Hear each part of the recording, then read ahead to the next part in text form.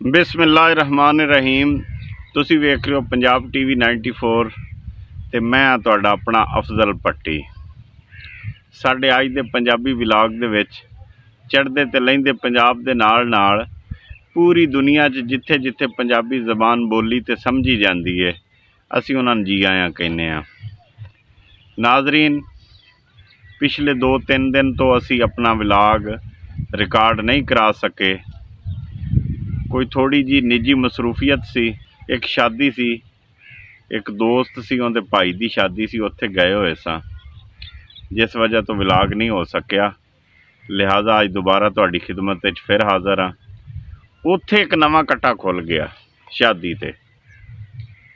वो जिहड़ा साडा दोस्त सी ना, ते उहदा भाई जिहदी शादी सी, उन्हें कहा भी मैं तो घोड़ी चढ़ना है। असी उन्होंने बथेरा आख्या भी इस दौर दे विच घोड़ी भी किसी की कोई नहीं, लागे तागे नज़र भी नहीं आ रही पिंड दे विच, ते कार ते बह ते जान वाली कर ते छेती वापस मुड़िए। उन्हें कहा ना बई, मैं तो घोड़ी चढ़ना है। उन्होंने बथेरा समझाया पर वो किसी गल ते ना आया, लत्तां दे गया। करो भी घोड़ी का पता। किसी ने आख्या नाल दे पिंड च चौधरी शरीफ की घोड़ी है। गए बंदे कार ते घोड़ी लैण वास्ते। उन्हें कहा घोड़ी तो लै जाओ, घोड़ी तो इनकार कोई नहीं, पर घोड़ी अथरी है ते वाहवा दिनां दी खड़ी है ते चढ़िया भी कोई नहीं, तो वो ना होवे कि तुहाडा लाड़ा ही डिग पवे। उन्होंने कहा नहीं, जिद की खड़ा तो तुसीं चौधरी साहब दिओ घोड़ी। उन्हें कहा लै जाओ, खड़ी है। लै आए घोड़ी। हुण बेली कुल्ला शुला सिर ते सी, माला शाला गाले च सी, तैयारी फुल सी। काठी कूठी पा दी बेली नूं, चढ़ जा बई। चढ़ गया। अगे घोड़ी अथरी सी, उत्तों किसी ने शरारत करती, पटाका छड्डता, आ विआह वाला पटाका। बस फिर पटाखा छड्डण दी देर है, घोड़ी तो उत्थों गोली हो गई। लाड़े लैके अगवा कर लिया घोड़ी ने लाड़े नूं। घोड़ी भज पई चौधरी शरीफ दे पिंड वाल नूं जिधरों आई सी। एवें 2 किले ही बेली तग्गिया है। बेली होनी थले घट्टे दे विच, ना पता लगे ये दुल्हा है ते ना पता लगे कि ये कोई बांदर है। घट्टिओ घट्टी होया। चक्किया जाके पुछया, दसिया भी सट सुट तो नहीं लगी। कहंदा नहीं, बच गया। लै ला भी तू घोड़ी दा स्वाद। वो बंदे होर सन जिहड़े घोड़ियां ते चढ़दे सन। जदों एक बंदा घोड़ी ते चढ़िया ही नहीं, उन्होंने पता ही नहीं घोड़ी ते चढ़न दा, उन्होंने काबू करन दा ही नहीं पता, ते उत्तों एक होवे अथरी। गल करन दा मकसद है कि जिहड़े काम दा तुहानूं वल ना होवे वो ना करो। अज व्लॉग ही असी शादी ते करने आ। मौजूदा दौर दीयां शादियां तो सारिਆਂ ने वेखियां ने, ते अजीबो गरीब इन्हां दीयां रस्मां ने। पुराने दौर की शादी ते असी अज गल करने आ। साडे दौर की शादी ते या उस तो जिहड़ा पहला साडे वालदैन दे दौर की शादी, वो कहिंदे ने बड़ी मज़ेदार शादी हुंदी सी। देसी माहौल हुंदा सी। उदों जिहड़ियां ना जंजां घोड़ियां ते जांदियां सन, उठां ते जांदियां सन, ते रात रहिंदे हुंदे सन। 20 मील है सफ़र, 25 मील है, चले जाना उठां घोड़ियां ते उत्थे रात रहना। जदों जंज जानी तो फिर जंज दियां जिन्नियां घोड़ियां घोड़े होने या उठ होने, उन्होंने पट्ठे भी पाने। जंज नूं तो रोटी देनी ही हुंदी सी, उठां घोड़ियां नूं भी पट्ठे पाने। बड़ी मुहब्बत हुंदी सी, बड़ी खिदमत करनी। फिर उत्थे 2 दिन रहना, 3 दिन रहना, खाना शाना खाना, निकाह होना, फिर उत्थों दोबारा वापस मुड़ना। जदों फिर साडा दौर आ गया, 90 की दहाई च जिहड़ियां शादियां होईयां या सन 2000 तक, उदों आ नवां ट्रेंड चल गया, कारां कूरां वाला ते एक अद्धी बस। लाड़े ने कार च बह जाना। उदों एक ही कार जाती सी, ते बाकी फिर बाद आ ज़्यादा हुण हर किसी नूं कहा जांदा भी आपदा लद्दा लैके आया जे। माँ प्यो ने जाना, दिन रख देने। अरेंज मैरिज ज़्यादा हुंदी सी साडे दौर ते साडे तो पिछले दौर। हुण तां लव मैरिज ज़्यादा हुंदी है, जबकि ਅਰੇਂਜ ਮੈਰਿਜ ਹੋਣੀ ਚਾਹੀਦੀ। ਸਿਆਣੇ ਵੇਖ ਚਾਕ ਕੇ ਰਿਸ਼ਤਾ ਕਰਨ ਤੇ ਫਿਰ ਉਹ ਨਿਭ ਸਹੀ ਜਾਂਦਾ ਹੈ। ਲਵ ਮੈਰਿਜ ਦੇ ਵਿੱਚ ਜਜ਼ਬਾਤੀ ਫੈਸਲੇ ਕਰ ਲੈਂਦੇ ਨੇ ਬੱਚੇ ਤੇ ਉਹ ਫਿਰ ਘੜੂ ਹੋ ਜਾਂਦਾ ਛੇਤੀ। ਉਹ ਫਿਰ ਤਕਲੀਫ ਬਣਦੀ ਦੋ ਖਾਨਦਾਨਾਂ ਵਾਸਤੇ।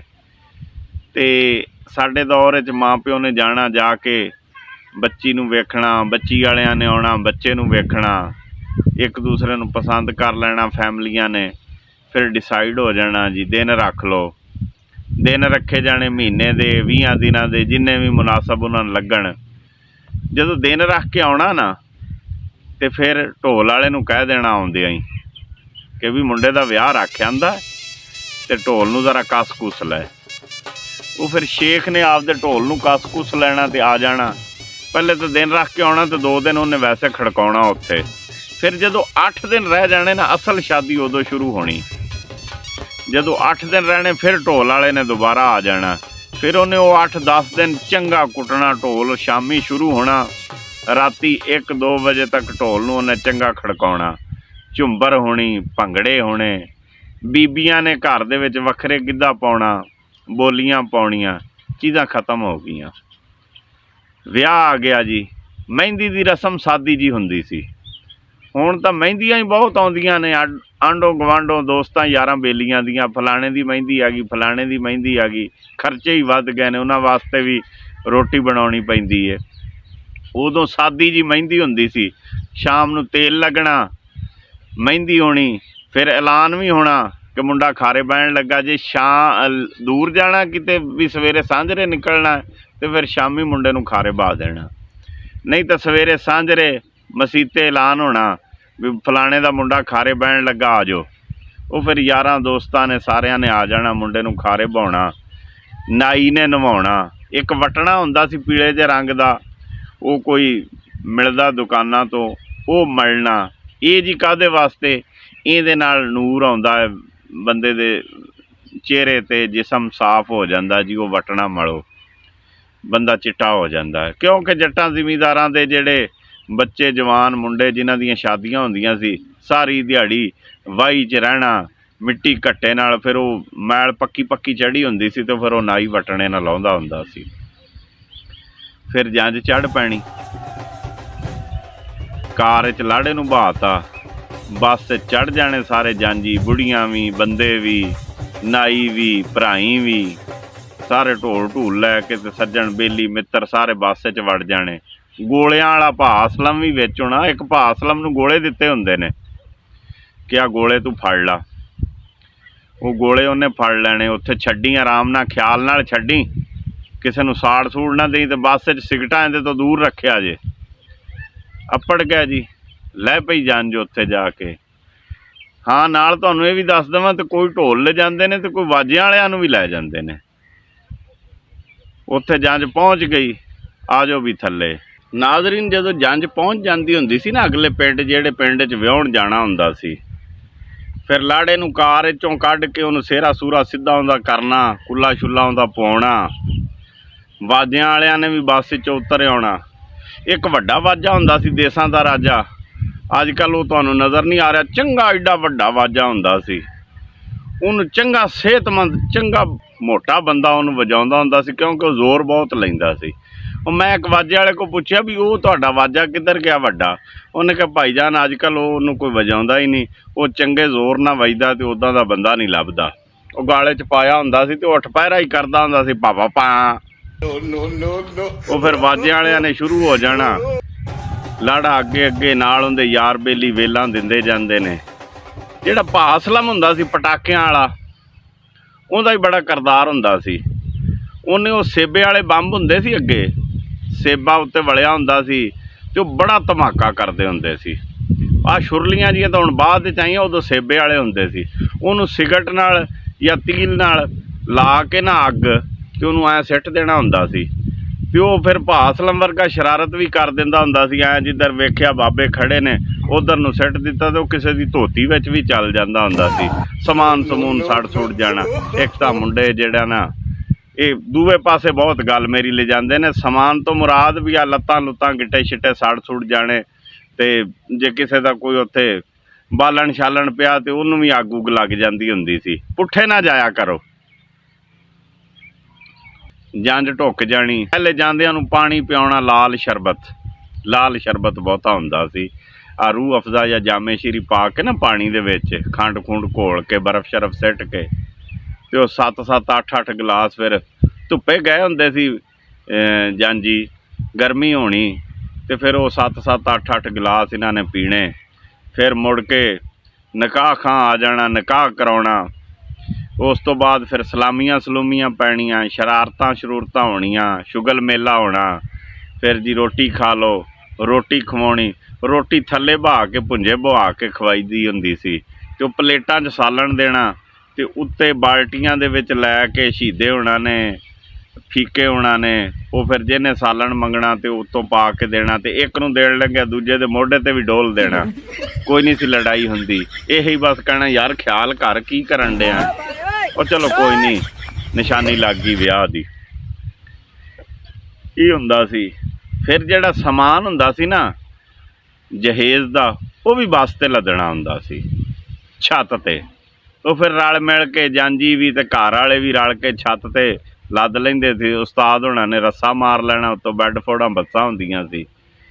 ਉੱਥੋਂ ਫਿਰ ਨਿਕਲਣਾ ਸ਼ਾਮ ਨੂੰ, ਦੁੱਲੇ ਨੂੰ ਕਾਰ 'ਚ ਬਹਾਉਣਾ ਅਤੇ ਸਵਾਰੀਆਂ ਨੇ ਬਾਕੀ ਬੱਸ ਕੋਈ ਰਹਿ ਜਾਂਦਾ ਹੁੰਦਾ ਸੀ। ਬੱਸ ਫਿਰ ਆ ਕੇ ਅੱਗੇ ਖੜ੍ਹੀ ਕਰਨੀ। ਔਰ ਰਹਿ ਗਿਆ ਚਾਚਾ ਸਾਦਕ ਰਹਿ ਗਿਆ, ਉਹਨੂੰ ਆ ਲੈਣ ਦਿਓ। ਉਹਨੂੰ ਫਿਰ ਜਾ ਕੇ ਲਿਆਉਣਾ, ਫਿਰ ਬੱਸ ਟੁਰਨੀ, ਫਿਰ ਘਰ ਪਹੁੰਚਣਾ। ਫਿਰ ਸਵੇਰੇ ਇੱਧਰ ਵਲੀਮਾ ਹੁੰਦਾ ਸੀ। ਜ਼ਿਆਦਾਤਰ ਤਾਂ ਉਦੋਂ ਵਲੀਮਾ ਪਹਿਲੇ ਕਰ ਲਿਆ ਜਾਂਦਾ ਸੀ। ਹੁਣ ਵਲੀਮਾ ਬਾਅਦ ਵਿੱਚ ਆ ਗਿਆ। ਅੱਗੇ ਪਹਿਲੇ ਕਰ ਲਿਆ ਜਾਂਦਾ ਸੀ ਅਤੇ ਜੰਝ ਬਾਅਦ ਵਿੱਚ ਜਾਂਦੀ ਸੀ। ਫਿਰ ਇੱਧਰ ਜੇ ਅਗਰ ਵਲੀਮਾ ਬਾਅਦ ਵਿੱਚ ਕੀਤਾ ਅਤੇ ਫਿਰ ਇੱਧਰ ਵੀ ਉਹ ਸਿਸਟਮ ਹੁੰਦਾ ਸੀ ਭੁੰਜੇ ਬੁਹਾ ਕੇ ਰੋਟੀ ਖਵਾਉਣ ਵਾਲਾ। ਇੱਕ ਚੀਜ਼ ਰਹਿ ਗਈ, ਜਦੋਂ ਜੰਝ ਜਾਂਦੀ ਹੁੰਦੀ ਸੀ ਨਾ ਅਤੇ ਉੱਥੇ ਫਿਰ ਸਕੂਟਰਾਂ 'ਤੇ ਨਾ ਇੱਕ ਦੋ ਸਕੂਟਰਾਂ 'ਤੇ ਇੱਕ ਅੱਧਾ ਖੁਸਰਾ, ਇੱਕ ਅੱਧੀ ਨਾਲ ਢੋਲਕੀ ਅਤੇ ਇੱਕ ਚਿਮਟਾ, ਅਤੇ ਉਹਨਾਂ ਦਾ ਮਸ਼ਹੂਰ ਗਾਣਾ ਹੁੰਦਾ ਸੀ, ਆਉਂਦੀਆਂ ਨਸੀਬਾਂ ਨਾਲ ਇਹ ਘੜੀਆਂ, ਤੇਰੇ ਸਿਹਰੇ ਨੂੰ ਸਜਾਇਆ ਲਾ ਕੇ ਫੁੱਲ ਕਲੀਆਂ, ਨਾਲ ਬਰਰ ਭਾਗ ਲੱਗੇ ਰਹਿਣ ਝੌਰੀਆਂ ਦੀਆਂ ਖੈਰਾਂ। ਇਹ ਵੀ ਬੜੀ ਰੌਣਕ ਹੁੰਦੀ ਸੀ, ਇਹ ਵੀ ਬੜਾ ਮਾਹੌਲ ਹੁੰਦਾ ਸੀ। ਇਹ ਸਭ ਚੀਜ਼ਾਂ ਖਤਮ ਹੁੰਦੀਆਂ ਜਾ ਰਹੀਆਂ ਨੇ। ਇਹ ਸਾਡੀ ਸਕਾਫਤ ਦਾ ਹਿੱਸਾ ਹੈ। ਹੁਣ ਤਾਂ ਸ਼ਾਦੀ ਝੱਟ ਪਟਾਕ, ਝੱਟ ਮੰਗਣੀ ਅਤੇ ਪਟਾਕ ਵਿਆਹ, ਪਤਾ ਹੀ ਨਹੀਂ ਲੱਗਦਾ। 10 12 15 ਕਾਰਾਂ ਜਾ ਰਹੀਆਂ ਨੇ। ਅੱਜ ਪਤਾ ਲੱਗਦਾ ਕਿ ਉਹ ਫਲਾਣੇ ਦਾ, ਉਹ ਜਦੋਂ ਹੋ ਜਾਂਦੀ ਉਦੋਂ ਪਤਾ ਲੱਗਦਾ ਕਿ ਸ਼ਰੀਫ ਦੇ ਮੁੰਡੇ ਦਾ ਵਿਆਹ ਸੀ। ਪਹਿਲੇ 8-8 10-10 ਦਿਨ ਪਹਿਲੇ ਹੀ ਢੋਲ ਵਾਜੇ ਵੱਜਦੇ ਰਹਿੰਦੇ ਹੁੰਦੇ ਸੀ। ਬੜਾ ਰੌਣਕ ਹੁੰਦੀ ਸੀ, ਬੜੀ ਸਕਾਫਤ ਹੁੰਦੀ ਸੀ, ਬੜਾ ਦੇਸੀ ਜਿਹਾ ਖਾਣਾ। ਇੱਕ ਹੀ ਡਿਸ਼ ਪੱਕਦੀ ਹੁੰਦੀ ਸੀ। ਗੋਸ਼ਤ ਕੱਟੇ ਦਾ ਬਰੈਲਰ ਨਹੀਂ ਸੀ ਉਦੋਂ ਹੁੰਦਾ। ਕੱਟੇ ਦਾ ਗੋਸ਼ਤ ਪੱਕਣਾ, ਨਾਲ ਮਿੱਠੇ ਚੌਲ ਪੱਕ ਜਾਣੇ ਜਾਂ ਫਿਰ ਜਲੇਬੀਆਂ ਨਾਲ ਬਣ ਜਾਣੀਆਂ। ਅਤੇ ਮੰਡੇ ਰੋਟੀ ਹੁੰਦੀ ਸੀ, ਵੱਡੇ ਮੰਡੇ। ਉਹ ਬੀਬੀਆਂ ਪਿੰਡ ਦੀਆਂ ਹੀ ਉਹ ਸਪੈਸ਼ਲ ਲਾਉਣ ਵਾਲੀਆਂ ਬੀਬੀਆਂ ਹੁੰਦੀਆਂ ਸੀ, ਉਹਨਾਂ ਨੇ ਵੱਡੇ ਵੱਡੇ ਮੰਡੇ ਲਾ ਦੇਣੇ। ਉਹ ਬੜੀ ਨਰਮ ਰੋਟੀ ਰਹਿੰਦੀ। ਹੁਣ ਤਾਂ 10-10 20-20 ਡਿਸ਼ਾਂ ਹੁੰਦੀਆਂ ਨੇ ਅਤੇ ਸਵਾਦ ਫਿਰ ਕੋਈ ਨਹੀਂ। ਉਹਦੇ ਸਵਾਦ ਹੀ ਬੜਾ ਹੁੰਦਾ ਸੀ। ਉਹ ਨਾਈ ਘਿਓ ਵੀ ਬਹੁਤਾ ਪਾ ਦਿੰਦੇ ਹੁੰਦੇ ਸੀ, ਫਿਰ ਵੀ ਬੜਾ ਸਵਾਦ ਹੁੰਦਾ ਸੀ। ਦੇ ਯਾਰ ਕੋਈ ਨਾਲੀ ਲੱਭ ਕੇ ਦੇ। ਬੜਾ ਮਾਹੌਲ ਹੁੰਦਾ ਸੀ। ਕੀ ਤੁਹਾਨੂੰ ਦੱਸੀਏ ਉਹ ਸਕਾਫਤ ਜਿਹੜੀ ਅਸੀਂ ਵੇਖੀ ਹੈ ਅਤੇ ਜਿਹੜਾ ਉਹ ਵਕਤ ਗੁਜ਼ਰ ਗਿਆ ਹੈ। ਸਾਨੂੰ ਉਸ ਸਕਾਫਤ ਨੂੰ ਯਾਦ ਰੱਖਣਾ ਚਾਹੀਦਾ ਹੈ। ਠੀਕ ਹੈ, ਵਕਤ ਦੇ ਨਾਲ ਨਾਲ ਤਬਦੀਲੀ ਆਉਂਦੀ ਹੈ, ਲੇਕਿਨ ਸਾਨੂੰ ਖਾਸ ਕਰ ਜਿਸ ਚੀਜ਼ 'ਤੇ ਮੈਂ ਜ਼ੋਰ ਦਿੰਦਾ ਕਿ ਸਾਨੂੰ ਆਪਣੇ ਪੰਜਾਬ ਦੀ ਸਕਾਫਤ ਅਤੇ ਆਪਣੀ ਬੋਲੀ, ਇਹਨੂੰ ਨਹੀਂ ਭੁੱਲਣਾ ਚਾਹੀਦਾ, ਜਿਹਦੇ ਤੋਂ ਕਿ ਅਸੀਂ ਦੂਰ ਹੁੰਦੇ ਜਾ ਰਹੇ ਹਾਂ।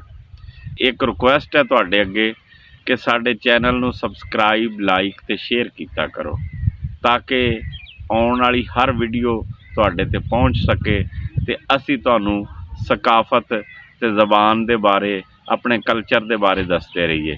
ਆਪਣਾ ਖਿਆਲ ਰੱਖਿਆ ਜੇ, ਆਪਣੇ ਬੱਚਿਆਂ ਦਾ ਖਿਆਲ ਰੱਖਿਆ ਜੇ, ਅਤੇ ਰੱਬ ਰਾਖਾ।